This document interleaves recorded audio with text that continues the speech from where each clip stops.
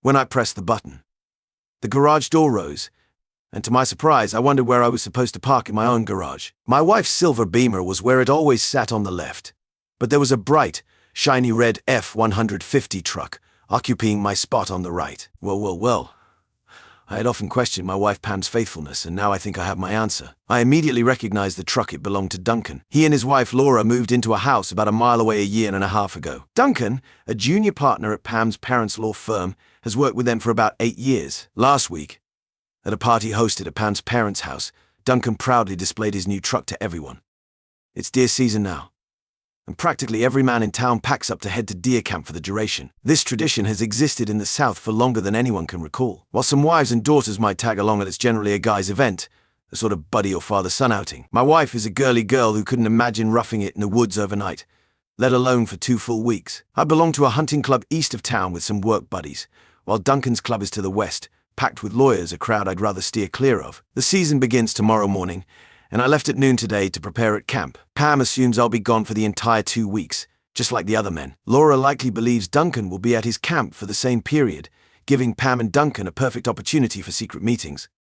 Pam can simply open the garage door, allowing Duncan to drive in either before dawn or after dark and close it again, creating the perfect setup for an ongoing affair. Both unsuspecting spouses would have no clue about the betrayal happening behind closed doors. The problem for these two adulterers is that I started feeling unwell around 6:00 this evening. Rather than risk getting worse in the wilderness, I decided to make the 2-hour drive home to recover, thinking it would be more comfortable. I'd rather battle the flu at home, under my caring wife's attention, than alone in the woods. That's the only reason I pulled up at 8:00 tonight and caught them in their secret hideaway. On my way back to town, I stopped at a drugstore to pick up some medicine, and by the time I got home, I was feeling much better until my discovery. That is, I can't say I'm shocked. Pam is a self-absorbed woman, almost narcissistic, just like her mother. She's gorgeous and flirtatious, so men naturally gravitate toward her. With all my traveling, she has plenty of chances to stray. Any husband might feel uneasy in my shoes. There's no point in getting angry or excited. Cheating spouses have been around since the dawn of time. Adultery wasn't included in the 10 Commandments 2,500 years ago for no reason. And infidelity isn't unique to one gender. It takes both to make an affair. Sure, it would be tempting to storm in and make a scene, but in the end, that wouldn't solve anything. Now that I've caught Pam in her affair, the real question is how I can best use this information. I turned off the lights on my truck, lowered the garage door, and drove away. Our house sits on a 3-acre lot at the end of a cul-de-sac. A large neighborhood lake is behind the house, and a swampy creek exits the dam, winding along the far side of our property before crossing in front of the house. This secluded location ensures that neither the cheating lovers nor any curious neighbors notice my arrival or departure. Although I spend most of my time at the hunting camp, I still value my solitude. I own a 5-acre plot next to the camp with a farmhouse, a pond, and a small cabin with 2 bedrooms where I stay.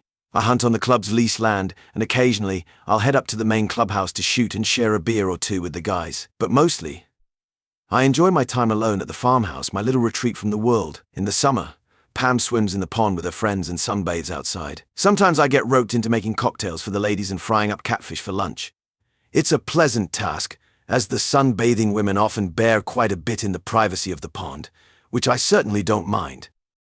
Now I've got a 2-hour drive back to the hunting camp and my farmhouse to think over my situation and decide what to do. In high school, I was a student and a talented baseball player. My family had a long-standing military tradition, and I dreamed of attending a military academy like VEAM or the Citadel, but my father fell ill, and I opted for a baseball scholarship to the state university about 50 miles from home. Although I had been a star in high school and American Legion baseball, college was a much tougher league. I played, but I was just a reliable utility player, not a standout anymore. It didn't help that I was also studying engineering, which gave me a heavy workload. My baseball career had reached its peak, but I excelled academically.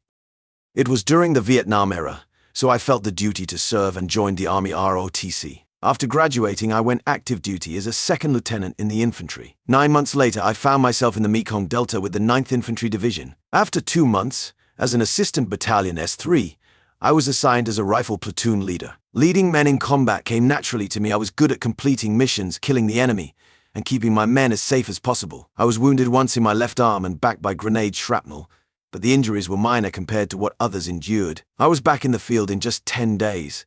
Though I felt embarrassed to receive a Purple Heart for such slight wounds given the suffering of others. After my tour in Vietnam, I was assigned to Fort Benning as an instructor, training soldiers headed to the war. Once my service was complete, I used the GI Bill to earn a master's degree in engineering from the University of Texas, which, along with my veteran's preference, secured me a job at a NASA lab in Pam's hometown. Pam was a widow of the Vietnam War, her husband having graduated from the Air Force Academy. He was shot down and killed over North Vietnam on his 12th mission, with no body ever recovered. She and Pam had been married for 18 months. Mary, a scientist in my group, had gone to college with Pam and introduced us at a party. Mary, a natural matchmaker, pushed me to ask Pam out. Smitten from the beginning, I was drawn to Pam, who was beautiful, sharp and playful, though I felt she was beyond my reach. I was no Romeo, having dated only sporadically and without much success. I never had a steady girlfriend, too preoccupied with baseball, school, or military life to engage in such aspects of a normal life. Still, Pam reacted warmly to my efforts, although I suspect she found my clumsy attempts somewhat entertaining. 5 months later, we were married, and that was 4 years ago. I often wondered why someone as remarkable as Pam would notice me, let alone marry me. Louisa, one of the older secretaries at work, gave me some insight from a female perspective. She told me, "John, around here we don't have enough good men ready for marriage. Sure, there are rednecks, lazy farmers, drunks, junkies, used car salesmen, self-centered idiots, and nobody's all around. But you're a smart guy with a promising career, a war hero around here. That's a big deal, even if it wouldn't mean much up north or out west. Plus, you're well-mannered, a former athlete, and an ex-soldier, which makes you appealing to any healthy woman. If Pam hadn't claimed you so fast, I had a niece in college I would have introduced you to this summer. Southern women at that time had an understanding unknown to most men. Like many men, I was captivated by Pam's outward appearance and forgot to look deeper to see what made her tick. Nothing was wrong, but nothing was really right either. Pam and I get along, enjoy activities together, and love each other, but we're very different. She's a social butterfly, playing tennis and golf with friends at the country club, attending parties, and immersing herself in the social life of our small southern town. I'm more of a loner, preferring reading and my technical work, which interests no one but me, and I travel for work often. There's nothing wrong with our relationship, but something doesn't quite connect. Pam is the spoiled only daughter of the town's top lawyers. She loves and cherishes the privileges that money brings and carries herself with pride. Any divorce would be bitter and costly. However, if I could clearly prove adultery, I would control the divorce and secure a quick, quiet settlement. I was prepared to chalk up this marriage as a learning experience.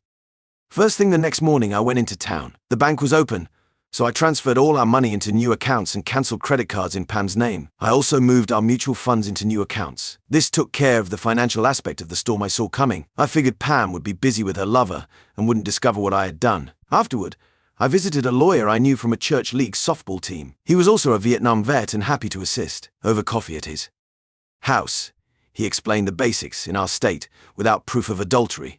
I would pay heavily for my freedom. He also warned me that Pam's parents would be fierce opponents in any divorce battle, as they were both brilliant, tough lawyers.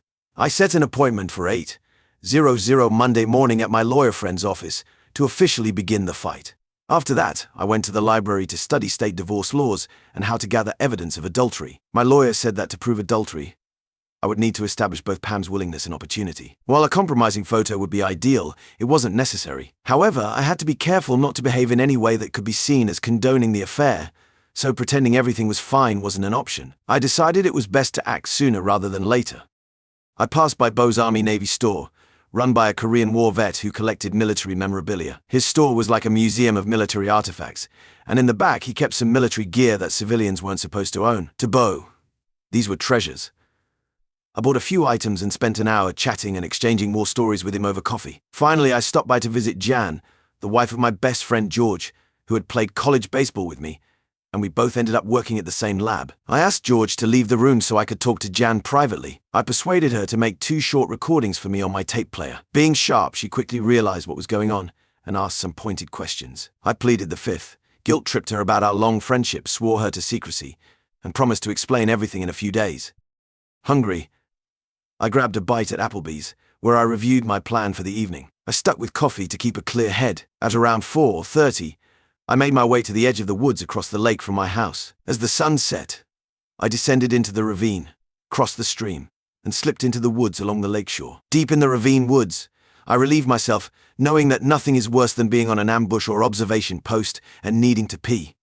I settled into a patch of red buckeye bushes at the edge of our yard, about 50 feet from the house. Dressed in hunting camouflage, common attire for men around here during this time of year, I blended into the twilight. With binoculars, I had a clear line of sight into the kitchen window and the back screen porch, though I couldn't see much else. Around 5:30, Pam entered the kitchen, moving about as she prepared dinner. A few minutes later, Duncan showed up, bringing drinks, which appeared to be martinis with olives, their drink of choice for the evening. They chatted animatedly for a while before Duncan stepped out to the porch, firing up my grill, only to return to the kitchen for some affectionate moments with my wife. After a bit of flirtation, Pam sent him back outside with a platter of steaks. Duncan returned shortly after with perfectly cooked steaks, and they continued to chat and laugh as they fixed their plates. It was an ideal, almost Rockwell-like scene, except for one glaring problem. It was my house, my wife, but another man enjoying both. The mischievous pair slipped back into the kitchen, no doubt heading to the dining room to enjoy their steaks. Quietly, I unlocked the back door with my key and stepped into the utility room. Pam always kept the sliding panel door between the utility room and the kitchen closed because the utility room was perpetually messy. I cracked it open, listening. They were having what sounded like a romantic, candlelit dinner in the dining room.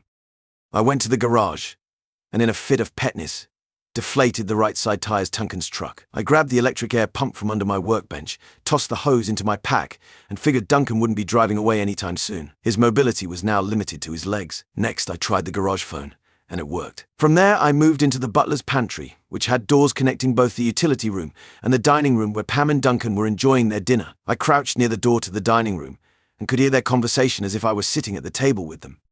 Duncan complimented the steaks Pam had chosen and the wine, adding, "I never knew John had good taste in wine. Always thought of him as more of a beer guy." Pam laughed.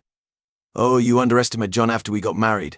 He realized I like wine, so he became quite the connoisseur just to please me. Don't fool yourself, he's incredibly smart.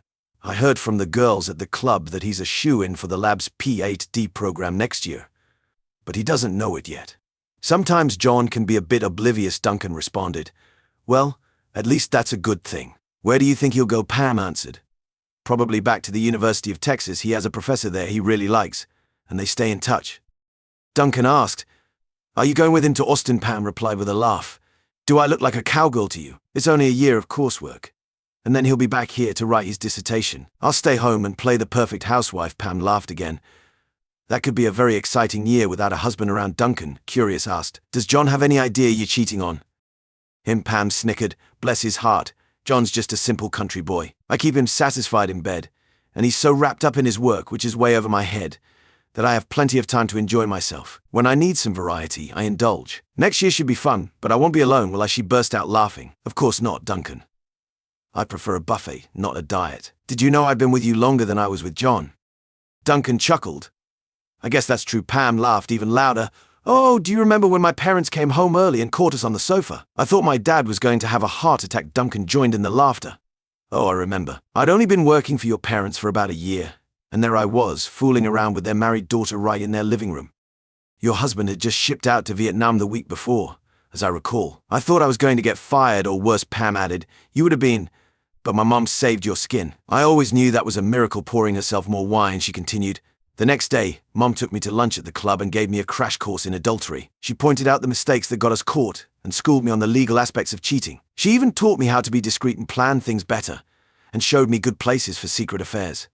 Duncan exclaimed. "You've got to be kidding." Pam shook her head. "Nope, turns out Mom had been cheating on Dad since before they got married and had it all down to a science. Her mother was the same way." Duncan laughed. "I can't believe that about your grandmother. She always seemed so strict and stern." Pam smiled. "Well, I guess I'm just the latest in a long line of women in my family who love variety and enjoy the thrill of getting away with it." Pam then asked with a mischievous tone, "Okay, Duncan, I have to ask, did you ever sleep with my mom?" Duncan hesitated. "Do I really have to answer that?" Pam burst out laughing. "No, I think I know the answer. I'm sure you earned your early partnership with her." "Right," Duncan replied with a strained laugh. "There may be some truth to that," Pam teased. "Ah, so you've had both the mother and the daughter while cheating on my dad, my late husband, and now my current one. My, what a wicked man you are. No wonder we get along so well." Pam continued her interrogation. "What about your wife? Is Laura suspicious?" Duncan admitted. "Things have been tense at home lately." "Yes, Laura suspects something, but I'm careful and not active as you are," he added. "I'm not sure my marriage with Laura will last, but I have to be smart about how I exit it without losing everything." I had met Duncan's wife Laura several times at parties and the club. She was attractive, and as Pam had mentioned, very intelligent. Often, a beautiful woman's brains get overlooked, but Laura's smarts were obvious from the first conversation. I always enjoyed her company. What about you? Are you going to stay with John? Duncan asked. Oh, absolutely, Pam replied. He's exactly what I want in a husband. I do love him, even if I'm not faithful. We talk about having children someday. He's got great genes and would make a wonderful father. No, John's definitely a keeper, Duncan added. Pam, you've always enjoyed the finer things in life. I always thought you'd marry someone wealthy, not a government research engineer. You need someone who can keep you living the way you're used to. Pam replied, Oh, John does well enough. Besides, my parents are rich, and they give me money. They've always spoiled their only daughter. Plus, there's the trust fund from Grandma and Grandpa P, which they left for me. It all adds up to a nice financial cushion. I had always suspected Pam's parents were giving her money, but the trust fund was news to me. Pam took the conversation in another direction, saying, all this talk of cheating is making me horny. The wine and steaks are gone. I'll take the plates to the kitchen, and you pour us some cognac. My heart sank at the thought of them getting into my good scotch. I heard Pam scraping the plates into the trash and putting them in the sink as I quietly retreated to the utility room. Duncan re-entered the dining room with 2 glasses of my cognac, and through the crack in the door, I watched as he and my wife shared a long, passionate kiss. Duncan's hands wandered over her body, and she didn't seem to mind. After a few moments, Pam, breathless, suggested, Let's go to the den and finish our drinks. They left the room, heading toward the den, and although I could hear some sounds of their excitement, they were now out of sight. About 20 minutes later, both Pam and Duncan had moved to the bedroom. It was now H-hour time for me to act. I went to the garage and made my first phone call. The phone rang twice before Laura, Duncan's wife, answered. I played the first of Jan's recordings. Hello, Laura. This is a friend. Duncan is having an affair with Pam. They're both at her house right now. Laura's shocked reply was cut off as I immediately hung up. Then, I dialed the fire department's dispatch office and played Jan's second recording. Come quickly. There's a fire at 8 Magnolia Drive. Smoke is pouring out, and there are people inside. As soon as the message finished, I hung up and knew I had to move fast. Probably only 5 or 6 minutes before both the fire department and Laura arrived. I switched on the tactical red light from the flashlight I had bought at Bo's Army Navy store. Then, I grabbed a metal garbage can from the garage and placed it in the kitchen. I hurried to the front door, turned on the porch and garage lights, and then rushed back to the den. In a moment of brilliance, I gathered my wife's and Duncan's clothes and tossed them in the utility room. I retrieved a gas mask from Bo's out of my pack and put it on. Thanks to my military training, the mask went on and cleared in less than 9 seconds, well within military standards. Next, I pulled the pins on 2 smoke grenades and a canister of ceased tear gas, dropping them into the metal trash can. The tear gas came from Bo's illegal stash of military items. With that done, I retreated to the utility room to wait. While waiting, I took Duncan's driver's license and credit cards from his wallet, pocketing them. I had no real reason to do this except for sheer petness. Later, I'd destroy them just to cause him the hassle of replacement. Given that he was in my house, with my wife, a little spite felt justified. Soon, the smoke grenades and tear gas began to hiss, filling the kitchen with thick clouds of smoke and the stinging tear gas. The gas quickly spread to the dining room and den. Tear gas, while called a gas, is actually a very fine powder in aerosol form. The smoke alarm in the kitchen blared, followed quickly by the alarm near the bedrooms. The screeching alarm startled Pam and Duncan, who came rushing down the hallway. I heard my wife exclaim, "Something's on fire!" in the kitchen. They had barely reached the kitchen door when the tear gas hit them. 1 second they were fine, ready to tackle the fire, and the next they were doubled over, gasping, coughing, and screaming as they rubbed their eyes, making the burning sensation worse. Tear gas is a brutal and unforgiving enemy. The smoke is toxic. "Get out! Get out!" Duncan shouted, gallantly pushing my wife toward the front door. "I'll grab our clothes." He didn't realize, of course, that the smoke was from tear gas, a substance any military vet would recognize instantly. Duncan, having dodged the Vietnam draft, didn't have that experience. I listened as Duncan stumbled around the den, futilely trying to locate their clothes, which I had piled in the utility room next to me. Within moments, the tear gas overwhelmed him, and he joined Pam in fleeing out the front door. I could hear the fire truck sirens approaching in the distance, so I quickly scattered my wife's and Duncan's clothes around the den again. For added effect, I threw Pam's clothes over the chandelier, knowing it would take a ladder to get them down. The flashing lights of the fire trucks through the front window signaled it was time for me to leave. Wearing a pair of insulated gloves, I rushed back to the kitchen, grabbed the metal trash can holding the smoke grenades and tear gas, and left through the back utility room door, locking it behind me.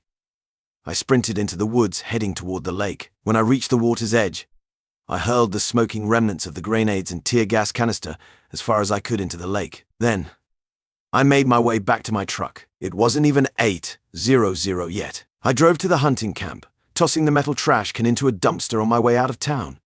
Sadly, I couldn't be there to witness the outcome of my devious plan, so what happened next was told to me later by those who had been there. I could only enjoy the aftermath vicariously. The fire department and Laura, Duncan's wife, arrived at the same time, their sirens and flashing lights attracting a crowd of curious neighbors. Tear gas-laden smoke was billowing out of the open front door. The lights I had turned on illuminated the surreal scene. My wife was on her hands and knees, gagging, while Duncan was bent over nearby, hands on his knees, struggling to breathe. Laura strode up to Duncan, who straightened as she approached, only to receive a swift kick. He let out a scream of pain, which prompted a collective gasp from the watching neighbors. Duncan collapsed on the ground beside Pam, groaning in pain, while Laura stood over him, unleashing a string of curses that no one would have expected from a refined Southern woman. A firefighter stepped in, gently pulling Laura away from Pam and Duncan, who was still coughing, gasping and crying. Laura continued to shout insults at Duncan from a distance. Shortly after, a deputy sheriff arrived to take over, ensuring that Laura and Duncan remained apart. One group of firefighters entered through the front door, searching for the source of the smoke, while another team went around to the back, breaking through the utility room door to approach from another angle. The smoke was so thick that the firefighters wore breathing masks, unaware that the cloud also contained tear gas. As the second fire truck pulled up, followed by 2 sheriff's department vehicles, my neighbors were getting quite a show. By some stroke of luck, a local TV crew covering an accident on the highway a couple of miles away picked up the fire call on their scanner and rushed over to catch the action. The morning news was full of footage showing a crowd of about 50 neighbors watching as smoke billowed from the house, firefighters rushing in and out. The best part was the shot of Pam and Duncan, both wrapped in blankets, staring blankly at the smoldering home. After what felt like forever, one of the firefighters came out to speak with the scene commander. "There's no fire," he reported. "There's a ton of very acrid smoke, but we haven't found a fire anywhere. We're checking the attic now. But there's no sign of anything burned," the scene commander advised Duncan and Pam not to stay in the house until it had been thoroughly inspected for any electrical or gas issues. Pam, clearly unfazed by the offers of help from neighbors, simply said, "I'm going to my parents," then went inside, got dressed, and left in a BM. Duncan, looking a bit sheepish, added, "I think I'll head to the Holiday Inn," to which the commander replied, "That's probably a good idea." Duncan took much longer to gather his things, wandering through the house to collect his clothes. When he tried to back his truck out of the garage, he discovered that 2 of his tires were flat, leaving the truck awkwardly positioned, half in and half out of the garage. One of the neighbors, feeling sorry for him, offered him a ride to the Holiday Inn. Once there, Duncan realized he only had $25 in cash and no credit cards. He called Pam, who attempted to pay for the room by giving her card number over the phone, only to find that her card had been cancelled. In the end, Pam's father had to step in, using his personal card to cover Duncan's room for the night. That was how my wife and her lover spent their night, unhappy, discontented. The next morning I woke early at the hunting camp, well before dawn, and headed out to a secluded deer stand. Along the way I made a stop to bury the gas mask, flashlight, and gloves deep in the woods. I didn't return to the farmhouse until just before 1:00 in the afternoon. Sure enough, when I arrived, a stranger was sitting on the front porch. He was an older man with grey hair, looking lean and serious. As I approached, he greeted me. "Hi, you must be John," the first time I replied. "I'm Paul," he said, extending his hand. "I'm an arson investigator working with the fire department." I gave him a questioning look as he continued. "Something strange happened at your house last night." He paused before adding, "It caught fire." I interrupted him, feigning concern. "Was Pam hurt? How bad is the damage?" Paul shook his head. No, everyone's fine. But there's something odd about this fire. There was a lot of smoke, but no actual fire. In all my 20 years, I've never seen anything like it." I played along, standing there looking suitably confused. "Your wife and neighbor Duncan were flushed out by the smoke," he continued, "right in front of the whole neighborhood, firefighters, the sheriff's department, even TV reporters, and let's not forget Duncan's wife." I couldn't help but chuckle internally, but I kept my composure. "You left out that," what one said with a slight smile, barely holding back a grin. Paul raised an eyebrow. "You don't seem too surprised about your wife's affair with your neighbor," I sighed. "Well, when you've got a wife as beautiful as Pam, you always know there's a chance she might stray when your back is turned. It's a sad truth of life." Paul nodded. "Yeah, ain't that the truth? You know that old song, something about never marrying a pretty woman if you want to be happy? There's some wisdom in that, seems like it." I agreed. Paul continued, "Funny thing, your wife and Duncan both had the same symptoms. It looked like they were exposed to tear gas. The fire crew said the smoke was thick, but tear gas. That doesn't seem likely." I stayed silent as Paul added, "You know, it's illegal to have tear gas in this state, unless you're police or military." I didn't respond. Just let him keep talking. "Only you and Duncan's wife, Laura, would have any reason to do something like smoking out 2 cheating spouses with tear gas." "It's an interesting plan," I simply said. Well, I've been out at the hunting camp since Friday afternoon. Paul ignored my alibi and went on. I talked to Laura this morning before coming out here. That woman's a firecracker. Isn't she? She sure is, I replied. Laura told me she suspected her husband of cheating, but had no solid proof. Then she got a call from some woman telling her Duncan was at your house with your wife. The caller sounded young, probably in her 20s, had a southern accent, and spoke well, so she's likely educated. But Laura didn't recognize the voice. Paul paused, studying my reaction before continuing. This call came just before the supposed fire, which allowed Laura and your whole neighborhood to show up in time to see your wife running out of the house. He was testing me, but I didn't bite, so he pressed on. If Duncan, or your wife for that matter, had been shot, stabbed, or poisoned, Laura would be the prime suspect, Paul mused, his face twisting in thought. But this whole operation was planned to perfection, carried out with precision, and Laura? She's not the type to go to such lengths. She'd just stab you right in the front and twist the knife. She's not the kind to sneak around and stab you in the back. Yeah, I can see that I nodded. But you, Paul, paused, with your military experience, leadership skills, and engineering background. You're exactly the kind of guy who'd know how to plan something like this, and then make it happen. I shrugged nonchalantly. What can I say? I've been here at the camp, hunting. Paul gave a tired smile. Oh yeah, your alibi. I stopped by the main camp before coming here. The gossip in this county is incredible. They knew all about the situation already. They all claim to have seen you at the camp-off and on throughout the weekend. In fact, Henry swears it was around 8:00 last night when you two were having a beer together. Coincidentally, that's about the time this so-called fire started. He sighed deeply. John, you've got some loyal friends, but they're terrible liars. You might want to pass that along for me.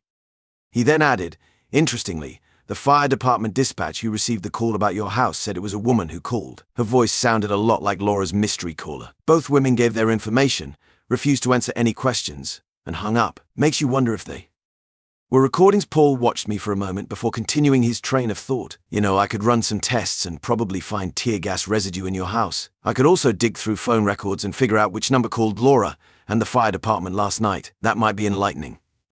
He didn't stop there. This morning I found footprints by the lake behind your house. They're about your size.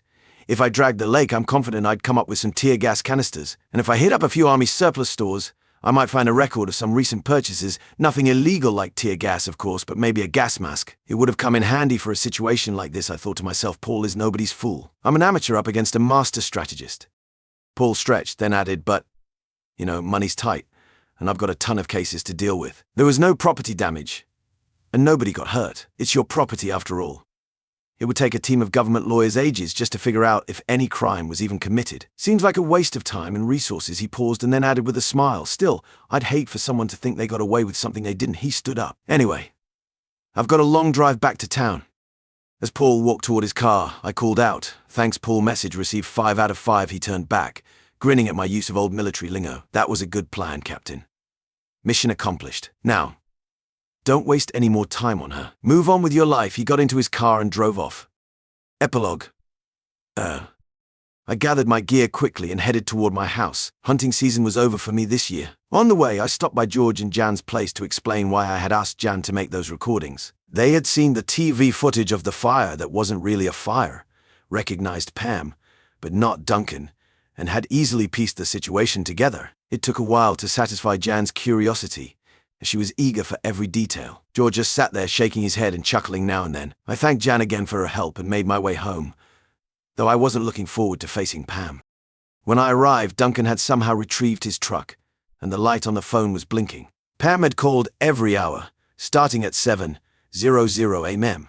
The messages were mostly the same. John, I'm at my parents' house. Call me as soon as you get this. As the day progressed, her tone grew more frustrated, adding lines like, damn it, John, where are you? We need to talk, and please speak to me before you do anything. I wasn't in the mood to deal with Pam, so I ignored the messages entirely. I realized I hadn't eaten since breakfast and was staring into the fridge, thinking about making a sandwich when the doorbell rang. I opened it to find Laura standing there with a weary smile. Laura was usually upbeat and pleasant, but today she looked exhausted. Hi, John, the first guest. By now you know what happened last night, she said. I do, I replied. Good. Then I don't have to explain it again, she smiled, looking more like her usual self. We're in the same boat, you and I. Mind if I come in and have a drink? We've got a lot to talk about. Come on in, Laura. What would you like to drink? Her straightforwardness was oddly uplifting to me. How about a glass of wine, she replied. White or red, I asked. I've got an Italian Pinot or an Oregon Planet Noir. I'll have the Pinot, she said, as she sat down in the den. I grabbed the wine and followed her, hearing soft laughter as I entered the room.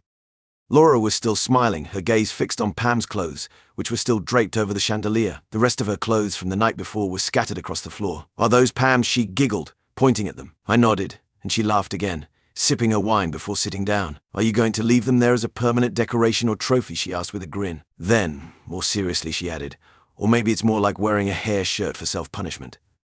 The fleeting good mood faded as Laura sighed. "So, how long have you known?" she asked. "Since Friday night when I came back early from the hunting camp and saw Duncan's truck in the garage," I answered. "Did you know or suspect anything before that?" Laura shook her head, her eyes filled with sadness. "Well, at least you're only 24 hours ahead of me in finding out. I started suspecting Duncan of cheating about a year after we got married, but I never had any real proof, just enough to make me wonder if I was being paranoid." "Clearly my gut feeling was right," I said. "Unfortunately, it looks that way," Laura replied. "You know, Pam and I have been close since high school. I just never imagined she, of all people, would fall for my husband." Laura snorted and gave a cynical laugh before continuing. "Actually, I shouldn't be surprised." Then she asked, "How much do you know about your wife's cheating?" "I've learned a bit since Friday, but I suspect it's only the tip of the iceberg," I admitted. Laura smiled sadly. "Pam's always been a cheater. In high school and college, she couldn't stay faithful. She even cheated on her first husband, the pilot, while he was flying combat missions in Vietnam. And I'm certain she cheated on you every time you went out of town. I think Pam gets a thrill from the danger and excitement of it, the defiance of social norms, the forbidden fruit. She just can't seem to stop herself." Laura then turned to me with a serious expression. "Were you planning to take her back?" "No," I replied. "I have an appointment with a lawyer tomorrow morning at 8:00. Laura seemed relieved. "Good. One of the reasons I came to talk to you was to tell you that Pam won't change. You deserve better. You've caught her red-handed. Don't let her twist you around her finger. She's beautiful, and she knows how to manipulate men. But don't you dare take her back." She emphasized her point by shaking her finger at me. I smiled at my preaching neighbor and said, "Don't worry, I won't." "And you, Laura? Are you going to take Duncan back?" I asked. "Not a chance," she said with a wry smile. "If I could get away with it, I'd castrate him." I couldn't help but smile to myself, remembering how Paul had mentioned Laura's fierceness. "I was thinking about going to see my lawyer tomorrow morning," I said. "We basically have the same case. It might make sense to use the same lawyer." Laura smiled again. "You're moving faster than I am." "Please, yes, take me with you. Let's get this going." "Deal," I said. "I'll pick you up at 7:30. The appointment's at 8:00. "Perfect," she replied. There was a brief pause before she changed the subject. "John, what happened on Saturday night was crazy." The arson investigator, Paul, I think his name was, spoke to me. "Saturday night wasn't an accident, was it? Were you behind it all?" I thought about it for a moment. Paul's legal threat no longer seemed relevant, and Laura had become an ally in our divorce battles. Why not tell her? So I gave her the full play-by-play, complete with laughter at all the right moments. It felt good to share the story with someone. There's no fun in pulling off a tricky operation and not being able to brag about it afterward. And telling an appreciative, attractive woman only made it more satisfying. By the time I reached the part about Pam and Duncan's long history of cheating, Laura was in shock. He was sleeping with Pam's mum to get promotions. Unbelievable, but not really surprising, I suppose. And Pam's mum and grandmother were cheaters too. I thought I knew them well, turns out I didn't. Pam's mum even gave her tips on how to cheat. That's just hard to believe. When I mentioned that Duncan was in love with Pam on his wedding day, Laura exploded. "What you don't know is that Pam was my maid of honor. Damn her to hell." It felt like we both needed to get this off our chests. The whole session was therapeutic, and it led to a new kind of friendship. By the end, we had polished off a bottle of wine, which didn't hurt either. As we sat there, the phone rang. "Pam, no doubt," I said, grimacing. Laura replied, "She won't stop. You might as well deal with her now." I picked up the phone, put it on speaker so Laura could listen, and answered. "Hello," I said neutrally. "John, I've been trying desperately to reach you." "I'm coming over, we need to talk." Pam's voice was pleading. "Pam, there's nothing to talk about. Don't bother coming over." "John, I can explain. I have a lot to answer for, I know, but please hear me out," she said sweetly. "Pam, you're a fraud. Why keep pretending? We're done." Laura gave me a thumbs up. "Look, John, I know you're mad, and you have every right to be. I'll make it up to you.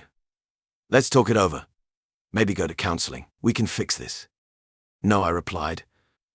"I'm seeing a lawyer tomorrow. It's over. You go your way, and I'll go mine." Laura nodded approvingly. When Pam realized that begging wasn't working, she shifted tactics smoothly. "Fine, you bastard. My father will represent me. He's the best lawyer in the state, and he'll destroy you." I remained calm. "Your father is a good lawyer, but does he know about your mother's long history of cheating? What about her affair with Duncan, for instance?" There was stunned silence on the other end for what seemed like 30 seconds. "You buggered our house," Pam shrieked. "No, I didn't bug the house," I replied evenly. "Then how else would you know?" she screamed. "You were eavesdropping. You set this all up, didn't you? You threw my clothes onto the chandelier. I left them on the end table. And you humiliated me in front of the whole town." "No, Pam," I said calmly. "You humiliated yourself. You and Duncan made it onto the morning TV news, I hear." Pam's anger deflated, and I knew I had the upper hand. "Have your lawyer contact mine. We can at least handle this civilly," she said before hanging up. Laura laughed and started singing, "You've got to know when to hold M, know when to fold M then." More wistfully, she added, "I just hope Duncan is as reasonable. I doubt he will be, though. I'm going to take him to the cleaners." She stood up to leave. "Well, I should get going. My mom's coming over to check on me." "How are you holding up?" I asked. "Better, much better." "Thanks for talking with me," she replied. I walked her to the door and opened it for her. On a sudden impulse, she stood on her tiptoes, kissed me gently on the lips, then more deeply as I responded. When she pulled away, she smiled. "I've wanted to do that since we first met. How about coming over for dinner tomorrow night?" "Absolutely," I said. "How much do you think they loved each other?" Laura asked as she walked to her car. "I'm not really sure, judging by their conversation." "A lot," I said. "Well, I guess we'd better start evening the score tomorrow night," she winked. "Come ready to work for your supper with that." Laura sauntered to her car in the way only a woman can.